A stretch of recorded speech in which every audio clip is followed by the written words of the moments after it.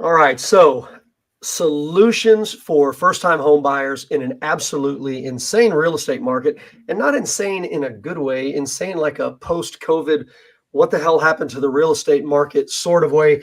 Guys, Chris Peshek, I'm a broker associate in Austin, Texas. Good buddy of mine right here is Stephen Babcock, mortgage loan originator extraordinaire, also in Austin, Texas, and all the way over there, all the way from Easton, Pennsylvania, freaking amazing realtor, awesome friend, Miss Tara Roy. Tara, thanks for joining us today. It's my pleasure, Chris. Thanks for having me, guys. I didn't tell you this, but before we jump into the article, I want you to tell us a little bit about you and about Easton and kind of what you do up there in the Northeast. Awesome. Okay. Well, Easton is a pretty cool little location. I'm in a valley called the Lehigh Valley. And so Allentown is part of my valley. Allentown is the third biggest city in Pennsylvania. And our valley total, Allentown, Bethlehem, Easton, has about 820,000 people living here. So it's not small, but it feels small though. But the great thing about the location here is that we're the very eastern part of the state. And we're kind of the middle. If you go top to bottom, we're kind of right in the middle. And we are almost equidistant between New York City and Philadelphia, each being about an hour and 15, hour and a half away, depending on where you are in the valley. So it makes it really cool because it's we're not a metropolitan city. We are definitely the suburbs, but we have all this great stuff really close to us. And then Baltimore is only like 3.5 hours away. Washington, D.C. 4. Boston's like 5.5 hours away. So we're in this great little area where we can get to a lot of cool places. We have mountains, we have the beach not too far. It's great. In the middle of everything. I kind of dig that, but not in the middle of the big city. So that's even better. No. Yeah. So awesome. Well, sweet. Guys, if y'all are looking for a realtor up in that area, I cannot recommend her highly enough. That's why she's on the show with us. And I completely blew it. And I know Steve is looking at me like, what are you doing? You skipped, but it's okay. I'll wait. That's fine. It is 5 o'clock, and the whole point behind this show being after hours real estate is, my friend Stephen, what are you drinking? It's probably more important to do it that way anyways, right? This is what I'm drinking, and it was my last one. Let me see if I can get it close enough here. Love Street. Little Love Street Carbach. Like and it. And if I run out of that one, I brought my backup from a few weeks ago. Got some Bush. Wow, some Bush. Yeah, I haven't seen a Bush in a while. Starting with this one, there's a reason for that. Yes. I hope I don't get to the Bush, but if I want it and I run out, I'll be really angry I didn't bring it up here. So, I know myself well enough. Is that one an IPA that you have, the first one? This is I believe a blonde. Yeah, blonde. In fact, Nice. if I don't know what it is, I should be in trouble, right? I didn't read that part earlier, but yeah. Yeah, it's delicious. Miss Tara, you are a very, very healthy person, so you're drinking water, correct? I am drinking water. I've got my big old jug of water right here. Yeah, I stopped drinking last year, unfortunately, but I miss it, but it feels so good not to drink. So. I was about to say, depending on on how it makes it feel, fortunately or fortunate, Yes, exactly. Both sides of the story there. Yeah, and but I didn't tell everybody to follow you on Facebook because of your Tasty Tuesdays with Tara. Oh, yes. She's also a budding cooking show. Social media cooking star. Fun. Freaking awesome. The shows are awesome. They really are. Thanks, Chris. It's a lot of work, but it's also a lot of fun. And it keeps me connected. The whole reason I do it is my tagline is, welcome to Tasty Tuesdays with Tara, where your host is a realtor by day and at night a gourmet. And the whole reason I do it is so that people are reminded that I'm a real estate agent. That's right. That's just so they know I'm there. I'm cooking food for you, and I'm a real estate agent as well. So it's awesome. A lot of fun. Even better. And you're a bad influence, dude, because I'm having another double IPA today. Ooh, I love an IPA. Yum. Yeah, this is a double red. Oh, yes. Martin House Brewing, Dallas, Texas. Cheers. Well. Cheers. Oh, okay. Let's jump into the important part here.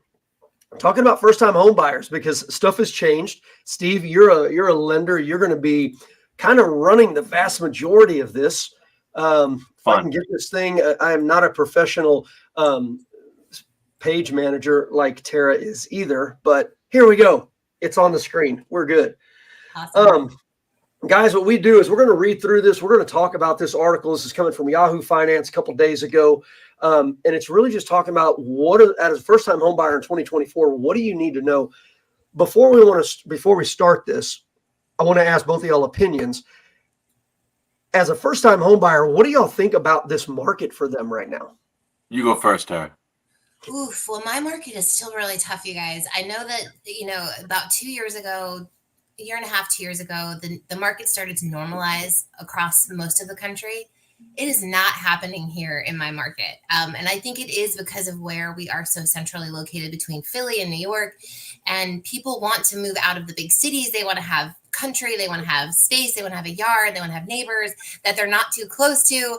And so first-time home buyers in my market are still having a really rough time. It feels almost like COVID here. Now, it's not as intense as it was right after COVID, where there were like 15, 20, 25 offers on a house, but I'm still seeing 5, 6, 7. And if you're not the one that has the winning offer, it doesn't matter how many the others there are. If you're still not the one with the winning bid, it's tough. I have a couple I've been working with for 2 years actually, and we've written at least 18 offers over the course of 2 years, and every single time, because people are still waiving inspections and doing all the crazy things that they did during COVID. And these poor guys, they're hanging in there. I'm like, we just have to keep going because one of these days it's going to stick. But we have a very different market here. I'll tell you though, if you have a $20 million home and you're trying to sell it, you're in trouble. Aside from, and that's kind of an extreme example, but aside from the high end homes, we're still doing all right. I think we're up like 2% over the year, something like that.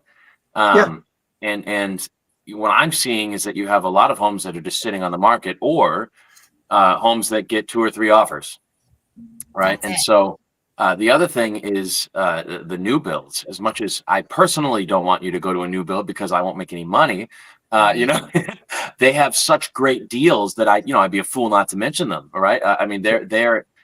They also had this big blocked finance thing. A few of them, bought huge amounts of financing at a lower rate, and still haven't even dished it all out yet. And so you can, some of these lenders at these big builders, you can get.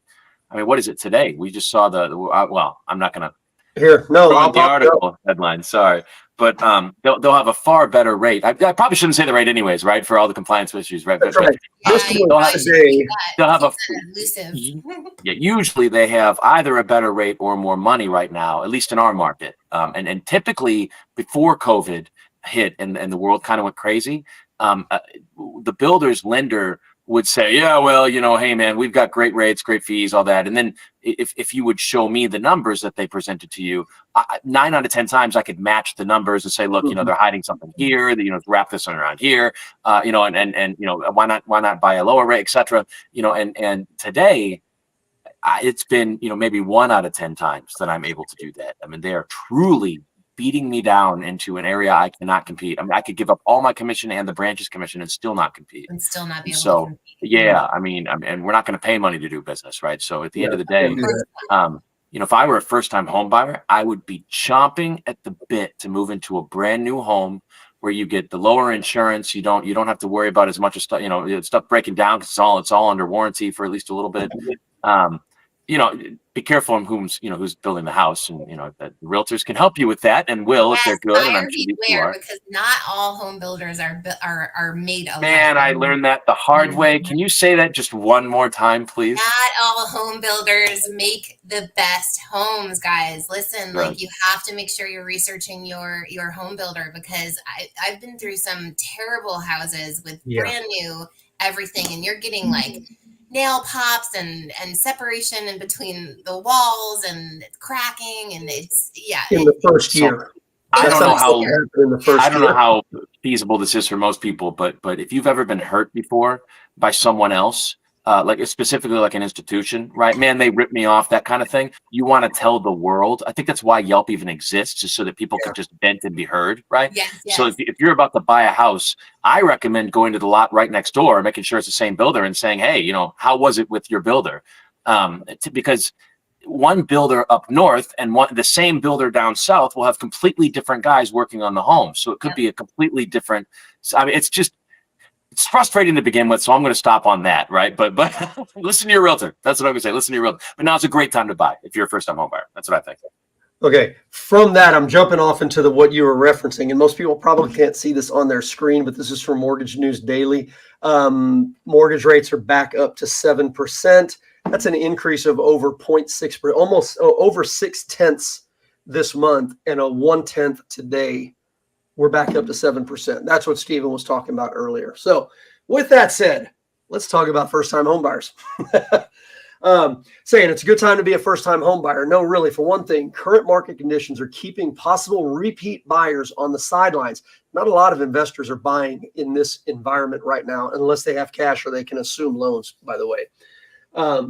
A Zillow report says current homeowners with low mortgage rates are waiting for loans to ease back down to the 4 or 5% range before making another move.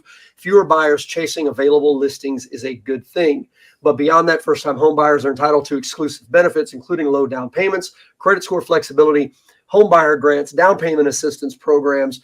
Here's how to work the special perks to your advantage when getting your first mortgage.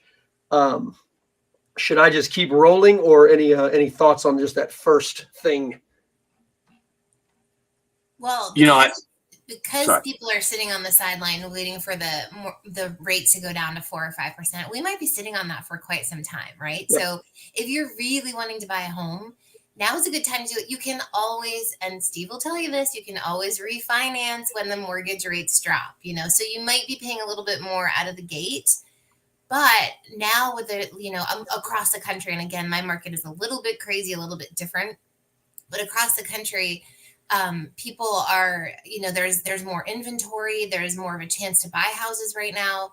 And there's not that competition where you're having to waive inspections. Because back in the day when we had to do those kind of crazy antics, people would be ending up spending more money because they'll find like, oh my gosh, my house is full of mold, but I didn't get it inspected. Now I have to spend $20,000 for mold remediation. So it's definitely, it's a waste. It's checks and balances kind of a thing. I don't know about your area, but over here, I mean, we had one house that was $98,000 over asking, something like that. Oh, yeah, it's been wild. I mean, we're kind of smaller, so it's not that big, but sure. I've seen 50, 60, 70, 80,000. Yeah. Like so much. And that one was for a $300,000 home. And it was like the beginning of the craziness. Yeah. And it was like, okay, how do you do that? And so almost spending 1/4 more just to get that house. It's nuts. But here's the thing. Yes, you're correct. But for those watching, it's even worse than that because you still have the original financing. Yes. So I need you to honor let's just call it a $200,000 home. Okay. You need to honor, let's say you're putting 10% down. Okay. On a $200,000 home, we're talking about $20,000. All right. So that's $20,000 down. You still have to pay for your closing costs. Let's just say it's $10,000 to make the math simple. So now you got to bring $30,000 to buy this house. Oh, I'm sorry. I meant $130,000 to buy the house because the bank doesn't think it's worth $300,000. Only you do, the one buying it. Right. And that was a very shortened version of this. But have you ever, or what really is happening, right? I'm trying to simplify it. But have you ever actually looked at how much money that is over the average time someone stays in a home? Right. So if I'm going to have to throw, like you just said, $60,000, $70,000, $80,000 extra at a house, what's the average time that people live in a home in your area? I don't even know what it is in mine. It's like 4 to 7 years, something. Do you know? Something, 8 to 10, something like that. Maybe let's just call it 10, right? Yeah. So now you're going to take $80,000 and divide it over 10 years. That's like paying taxes twice down here. Oh, absolutely. Right. And so people are upset about the higher rates. I mean, they should be, but at the same time, like, man, you don't have to go up against 50 people. You don't have to be paying the equivalent of what you're paying now anyways, but through extra money and waiving inspections and appraisals or not appraisals, but you know what I mean? Well, inspections, I already said it, but yeah. And the, what am I trying to, appraisal waiver. There you go. The appraisal waivers. Anyway, so I'll stop now. I'm talking too much, but yeah, things are great right now. If you're a first time home buyer. All right. So just for the basics, and this is a misnomer, Steve, you've talked about this a lot of times. You don't have to be buying your first home to be a first-time home buyer. So these are the ways you can qualify as a first-time home buyer. It is frustrating, but typically it's because it's defined differently per program, contrary to popular belief. That's true too. Yep. the vast majority of them say that you are considered a first-time home buyer if you have not owned a residence, like you've been renting basically, for 3 years or more. Yep. Number 2 right there. You haven't owned a home in the last 3 years. You've never purchased a single family home before. Okay, that kind of implies number 2. Even joint ownership. So if you, now here's the thing, Steve, what if I bought a home as an investment property? Does that count? Yes. Okay. Interesting. Yes, it does. This is not for people to do investments. The whole point of this is to help your average Joe get a home. Yep. And this third one here is actually really good. It's for people to know if you're a displaced homemaker or a single parent who's never owned a home other than joint ownership with a spouse. So if there's a divorce, you can qualify for a first-time home buyer program in that situation. So great for really single important. moms. I would also what's the word? Defend, I guess not defend, but warn people that, again, each program is different. I don't know that that's a blanket rule any more than the 3 years is. I've seen it be 4 years. I've seen it be 2 years. Different lenders have different programs, right? So it's important to, the article says further on down, to kind of shop around with your mortgage people. Make so sure I'm you a have a good one. And I'm a broker, so we don't have in-house products. We have to shop a bunch of different banks. So I'm constantly looking around, and it's anyway, I'm sorry. Actually, that's hugely beneficial, I think, to work with a mortgage broker, because you can shop different. If you're going directly to a mortgage company, right? And I work with both. I work with mortgage brokers and lending companies. But if you're working with a broker, that broker is working for you like a realtor is. They're trying to find you the best program, the best rates, the best bank to partner with for your specific scenario, right? So it's actually, I think mortgage brokering is awesome. You know, before 2008, we could get paid if we tricked somebody into a higher mortgage loan amount. I wasn't a lender back then, but the way it worked is that, you know how there is no rate, right? You get like a list of like 20 rates, and some of them cost money, and others, you actually get paid money. Right. Well, that money used to go to the lender.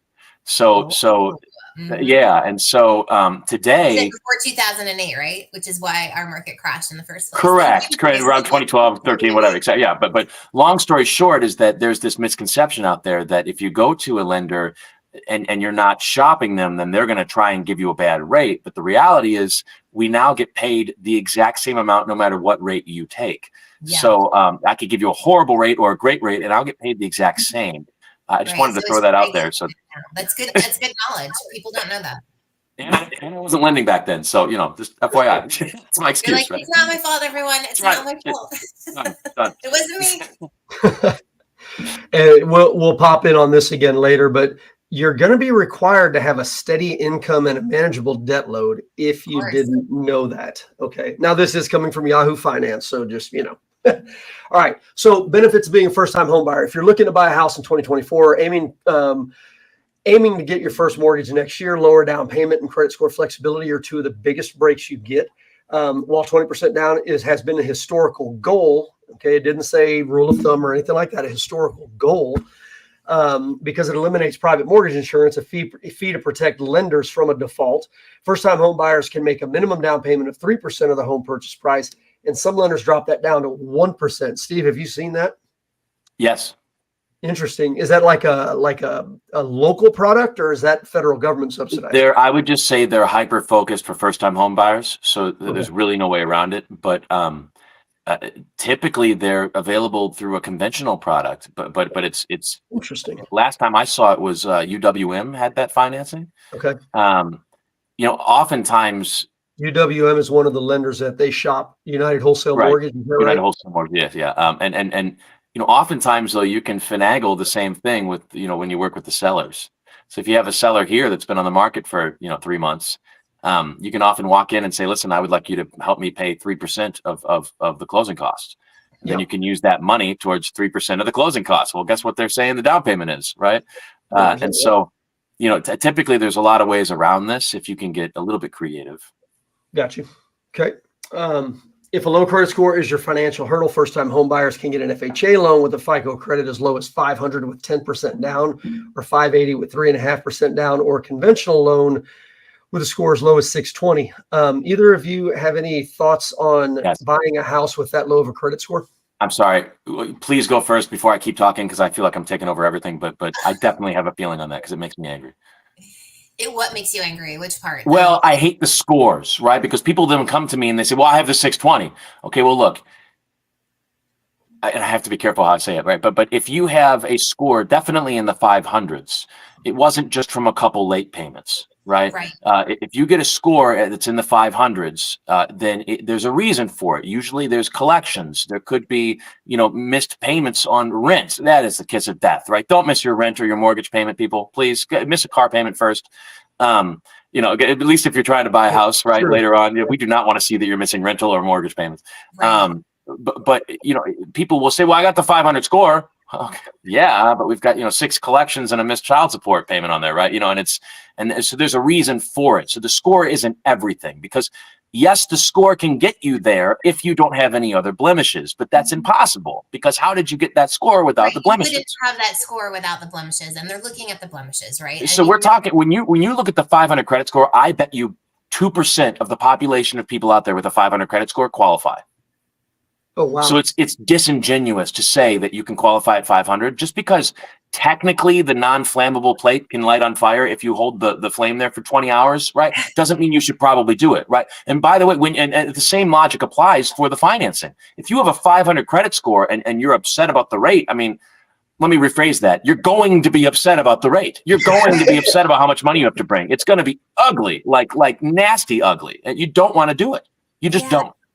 If you have a 500 credit score, you should probably work on your credit before you actually start to try and buy a house. I will tell you, the best thing you can do if you are desperate to buy and you're in that range is to immediately get with a lender that will give you some advice on fixing up the score, because we can fix those points fast. And every 20 points gets you into another tier, and each tier gets you better treatment in terms of your finances. Right. So a 600 and a 619 is the same tier. But as soon as you get that 620, you just hit another tier. And now we're much happier to work with you. And if you get 640, well, now the computer will give me more approvals than it did before, and 660 and 680 and so on. And that's great to know too for people. I think it's most important. Find yourself a realtor, right? But your realtor is going to guide you to talk to a lender first before you do anything, because we're not going to go show you a house if you're not approved, right? So our first step as a first-time home buyer, any home buyer, is to make sure that you're hooked up with a lender that is going to tell you, what your buying power is. And if your buying power is not very great, then your lender is going to guide you on how to fix that. And I've introduced buyers to mortgage lenders who have been like, listen, you're just not ready yet. Like, we need 6 months. And if you do this, and this, and you kind of give them a plan for the next 6 months, next 8 months, next year, to kind of get everything together. Because listen, if you have a 500 credit score, you have no business buying a house. You're going to be house poor. You're just going to be house poor, and it's going to be stressful, and it's going to bring into your life a lot of complication. So fix your credit score first. And just because you can doesn't mean you should. So yes, I agree with you. You should really be around a 660 before. Let me rephrase. Things will continue to be ugly for you until you get around a 660, and about 700, maybe 720 is when they start getting kind of good looking. Like a 7 out of 10 at the bar kind of thing, and then right around 660, they start getting really nice. I'm sorry, 760, they start really getting, really, really nice. Right. And then after that, I think with the recent changes now, isn't it 780? They're cut off. Doesn't matter if you have a 850 or 780. Yeah, 780 is kind of the you're topping out there. It used to be 760, but yeah. I'm going to add some context on that. What Steven's talking about in terms of starting, being really ugly or starting to look pretty. What he's talking about is your interest rate, because there's always a range of interest rates. And right now, that screenshot that I showed you, about 7%, that's a par interest rate. Interest rates right now are probably ranging more realistically about a 1.25 spread. So probably from we'll call it 6.5 to 8, or somewhere in that range. And if you've got a low credit score, 500, you're going to be at the very maximum that they can charge. Let me be even more specific than that.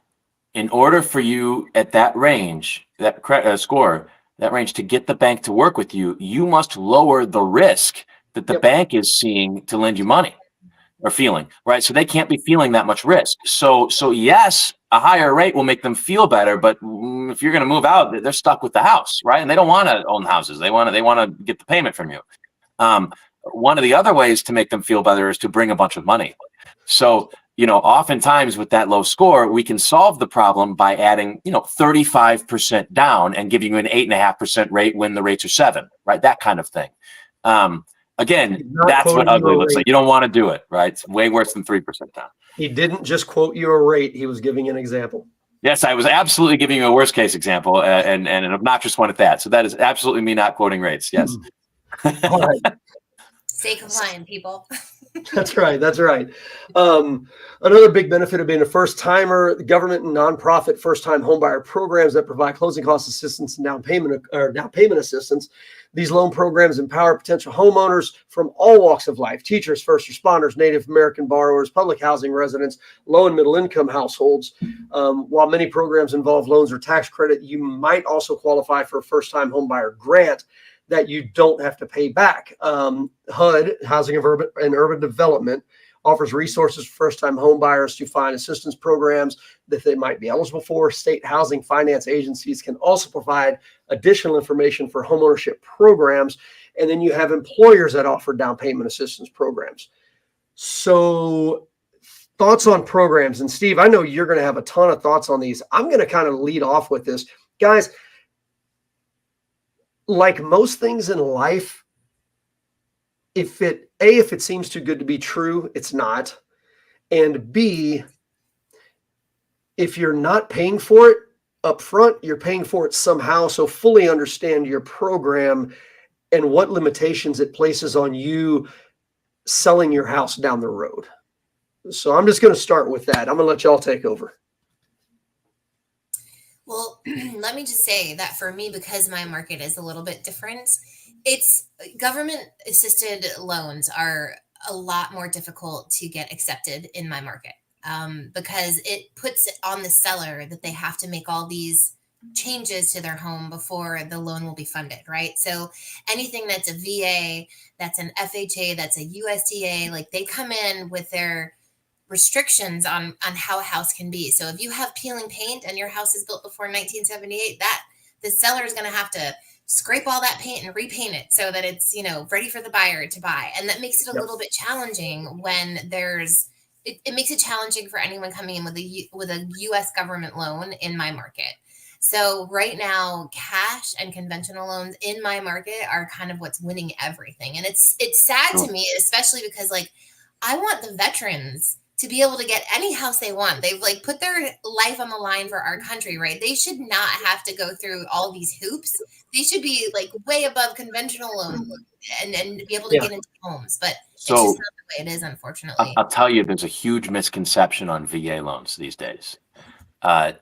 Yes, there are a few hoops to jump through, but the benefits now outweigh, I believe, the conventional loan if you can go VA. One of the benefits is if you don't appraise. So you send out the appraiser. We wanted it to be $400,000. That was the offer, and it was $390,000. Okay. Typically now we have a problem, right? Or at least a potential problem with the VA loan. With the VA loan, it triggers something called Operation Tidewater. Were you aware of this? No, what's Operation Tidewater? It sounds straight out of the Rock movie or something, right? Yeah. But hey, man, it's VA. It should be, right? Operation Tidewater is triggered, which gives the realtor and the lender 3 days to, are you ready for the verbiage on this? Ready. 3 days to influence the value with the appraiser. Yeah, you heard me correctly, because the new rules state on a conventional loan, if you or I call and try to influence the value of the appraiser, we can go to jail. But the VA loan specifically states we have 3 days to come up with whatever we can and submit it directly to the appraiser and get them to change their value for the client. Okay, that's just one benefit of many, many, many, many benefits. And the appraiser will have to go back out and do another appraisal. It's not like if they don't want to, they just don't. Right, like a conventional. Right. And then here's the other thing: all government loans are assumable. Yes. So if I'm a VA client and I have a 3% mortgage, well, guess what the new buyer can do when they come in, even if they're not a veteran? It comes with some risks, and we should talk about it. We have on the show before, but a veteran can give that, can have the new buyer assume what's left of their mortgage and then have to just bring a small second mortgage to the house, significantly lowering their payments. And also FHA loans are assumable. So if the rates ever dip down again, could be a very clever way of negotiating, saying, look, we want a loan that can be sold later, right? Yeah. That someone else can take over. For sure. Right? I don't know. No, I definitely see the benefit in them. I'm just saying they don't always work in a busy market, right? Like well, I've seen that firsthand in our market, so I agree with you 100%. But no, it does bother me how. So the VA loans, we're not going to talk about politics, okay? Please, especially today. No. But not this administration, but the last administration made an executive order, and notice I'm calling that the administration. We're not going to go there, but and it was to allow the VA, which is mostly run by veterans, to make changes to the VA code. Or VA loan code, right? Like home handbook, if they felt like whatever rule in place was prohibiting the veteran from buying a home. They had to all vote for it, and if they did and it got passed, then hey, great, we're going to make that change. They made like 3,000 changes. 3,000. Yeah, and that was like 4 years ago when I got this update. I don't really know what they've been doing since, but they made so many changes that the VA loan now is far superior. Again, in my opinion, I don't quote me exactly on that, but I mean, the VA loan is fantastic. All right, sorry, we can move on though. But these programs are good. I would say find them, and I don't mean me, the lender, or you, the realtor. I mean people watching that are buying homes. Find them. Right. Last I checked, Texas had something like 500 programs. I'm aware of 5. Okay, seriously, because 5 are in the city of Austin. I can't use all 500 programs in Travis County. Okay, if you're buying in a county I'm not familiar with and you've heard of a program, chances are I haven't heard of it, but I'm totally able to sign up for it. Right. So do look around in your county. Do not assume that your lender knows all about the programs around there, but do assume they'll happily do the program to keep your business. And I just dropped the link to this article in the comments. So there's links in here like, okay, here's the HUD link. Here's a link for first-time homebuyer programs in California, New York, Texas, Florida. So that's exactly what Steve's saying. Get in there and do your research, because lenders have so much knowledge that they only have so much span in their heads. They can't research all of this stuff nonstop. And it's kind of like scholarships for college, right? There's so many available that people don't know about. Sometimes you might be the only one that even asked for it. So do your research as a first-time buyer. And sometimes it really is free money, but other times they won't let you sell for years. And details matter when someone's giving you something for free. That's right. And make sure you understand that part of it. And we're gonna wrap up with this part of it. The article continues to go on, but we're gonna wrap up with this part of it today. How much house can I afford as a first-time home buyer? A little math. First, determine your gross pay. And Steve's been over this on the program before. That's how much. By the way. What's that? 28% is horribly wrong. This is why I wanted it. Steve, isn't that low? No one would qualify. Yeah, no one would qualify at 28. No, that's very low. It's 40%. I mean, it's almost always 40. Yeah, like 40 over 43. I do that all the time. But now, if we have a low credit score, 28 is going to be what we're looking at. So I guess they're probably covering all their bases, aren't they? Yes, they are. Again, if you come up with a low credit score, the reason for it usually stops you. Like if you miss 2 rent payments, I can't do a mortgage for you. Just no way, right? So, anyways. So basically, take your gross pay, multiply it by 28%. Steve's saying 40%. Get with your local lender on that. Solid 30 for sure. But again, it depends on the program, right? So I guess I really can't tell you what this is because each program's different. There you go. And yeah, they probably are giving a best case or a worst case scenario rather.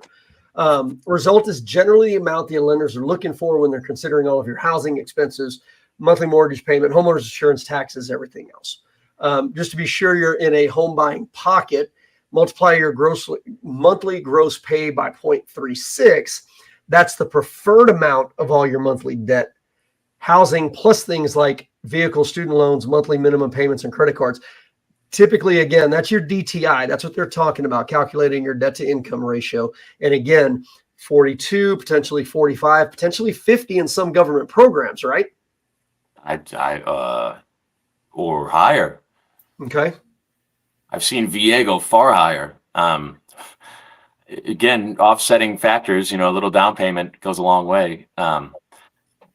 Typically, those numbers are extremely low from what I've done on my end. Okay. In other words, you can buy a lot more house, people, than that. But I think what they're doing here is they're looking at the worst case scenario. If you have a 500 credit score, then this is what you'd come up with for, you know what I mean? So it's impossible to write the article like they did and just throw in a couple bullet points and have everyone be an expert. I mean, right, it it's doesn't work. not standardized. I mean, it's going to be different. Every scenario is going to be different for every new home buyer. So you really have to connect with the right people to figure out what the best program is for you and do your research, right? Yeah. Exactly. Yeah. Exactly. So again, for brevity's sake, because we don't need another hour long or hour and a half long show, this is just kind of cutting the top of it. Again, the article is in the comments. Go in there, read the article for yourself. If you are a first-time home buyer, Tara, I'll start with you as kind of a wrap up. Yes. Give me like your top 1 or 2 points for the first-time home buyers that you work with. What are the first couple of things that you counsel them on every time? So every time it's really, I mean, like I was stating earlier, to make sure that they're fiscally responsibly ready to own a home. It's super important because I'm not in the business of just getting people into houses. I want them to have a good life. I want them to enjoy themselves. I don't want them to be broke. And I'm not one of those realtors who are like, oh my gosh, you're pre-approved for $450,000. Let's go buy a $450,000 house. Like, let's look at what your monthly expenses are. Yes, you technically, quote unquote, can afford, or you've been given access to a $450,000 loan. However, does that work for your life? Like, is that mortgage monthly payment going to fit into you liking to go out to dinner, or you going out and doing different things, or vacationing, things like that? So for me, first and foremost, it's important to understand their lifestyle and how they are going to be able to afford what they're going to afford. And I'm not just going to try and sell them a $450,000 house because they qualified for it. Let's figure out what your payments should, like what you're comfortable with, right? And then let's look in that range. So that's kind of how I operate my business, especially with first time home buyers. I'm a worrier at the heart, right? So I don't even take my own advice on this front. All right. I have no rental properties. And I do what you just said, right? If I'm 450, we're going to buy 350, and that, then we're not going to run into as many problems as we could at 450, right? We're not going to stretch that budget till we can't, afford anything else. Be a house poor, right? However, your first time when you buy a house, you do get a better deal, typically.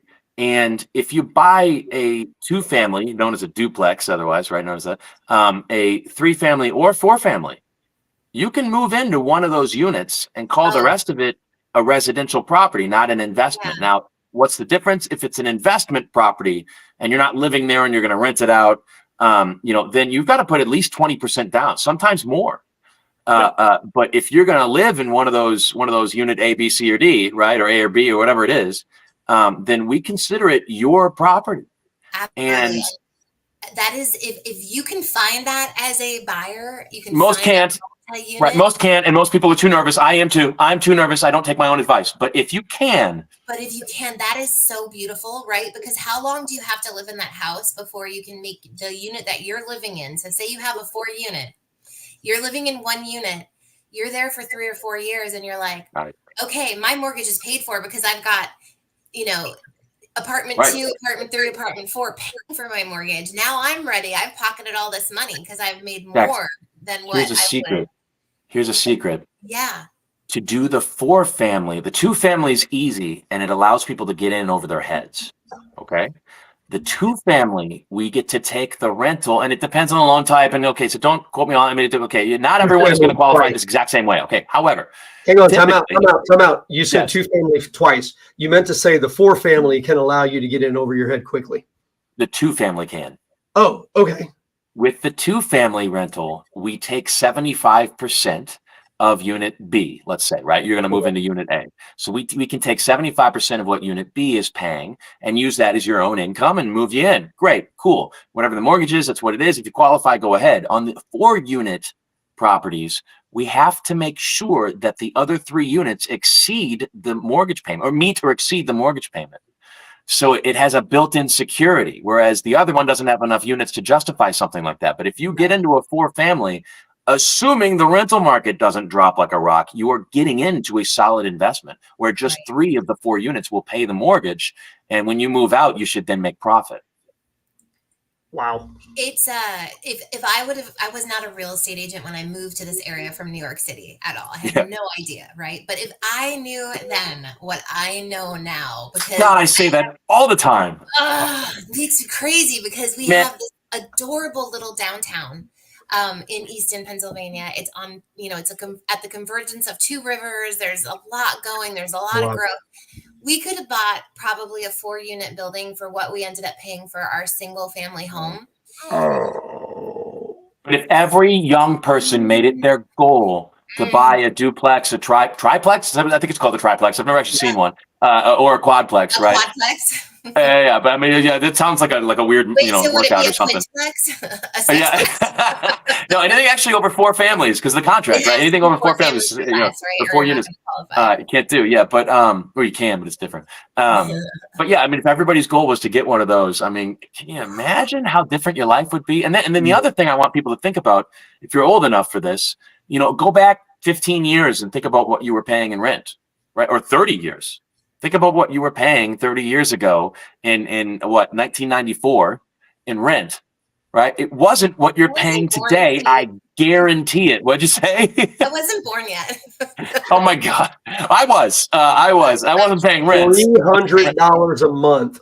Man, my first rent was in like 2000. It was like 2004, I think. And I was overlooking the city of Cincinnati up on the top of a hill in a major, called Queens Tower. Is a really nice building. And I think it was $700 a month with that view for a 2.5 bath, 3-bedroom. I mean, it's just immaculate compared to, anyway, I don't want to know what it cost. I was living in Los Angeles. My first apartment, I think it was $10.50 for a 3-bedroom, 2 full bath apartment. We could see the Hollywood sign. It was $10.50 between 3 of us. So I was paying like a little under $400. Oh my God. Nuts. Chris and I always joke that everybody always says that, the best time to buy was 2 years ago. I should have bought 2 years ago, right? But it's like, you should buy now, Yeah, you should buy now. Because in 2 years, you'll say, don't let yourself say in 2 years, I should have bought 2 years ago. Just do it now. Do it now. Because in 2 years, the rents have adjusted past where the purchases are. So, they take a little bit of time to trail, and usually purchasing is always a little more expensive than renting until 2 years goes by. And then they catches up to where it was 2 years ago. Right. So it's, Absolutely. Yeah. I mean, in fact, my husband says sometimes, well, maybe we should downsize. And I'm like, listen, us downsizing would cost us more money. Like it would, we have this 4-bedroom home. If we downsized into like a 2, even if say like we wouldn't be homeowners anymore, we went to rent an apartment, we're paying less for our mortgage that we got 14 years ago than we would possibly pay for a 2-bedroom apartment in, and we'd be like in this little tiny space. Yeah. And furthermore, if you were going to buy a place right now as an investor and use the investment rates, it doesn't make much sense, right? It just doesn't make much sense. Rates are always going to be at least 1% over prime.